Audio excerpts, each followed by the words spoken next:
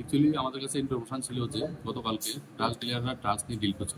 সেই অনুযায়ী আমরা গলাবস্তি এরিয়াতে আমরা রেড করি। রেড করার পর আমরা 5 জনকে আমরা গ্রেপ্তার করি, যাদের কাছ থেকে আমরা অনেকগুলি ব্রাউন সুগার উদ্ধার করি। টোটাল 400 কৌটা ব্রাউন সুগার এবং খালি কৌটা 3000 এবং ক্যাশ টাকা 1,25,510 টাকা। এবং ওই যে 5 জনকে আমরা গ্রেপ্তার করে থানাতে নিয়ে আসি, তাদের মধ্যে একজন মহিলাও ছিল।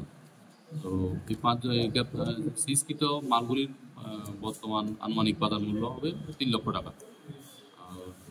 যাদেরকে অ্যারেস্ট করেছি আমরা, ওদের নাম হলো গিয়ে লালবাবু রায়, লাল কিষান রায়, রাহুল শাহ, শ্রীমতী গুড়িয়া দেবী এবং ধর্মেন্দ্র রায়।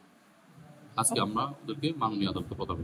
কবে নাগাদ অ্যারেস্ট করা হয়েছে তাদেরকে? গতকালকে। কোন জায়গা থেকে? গোয়ালা বস্তি, খেজুর বাগান এরিয়া থেকে।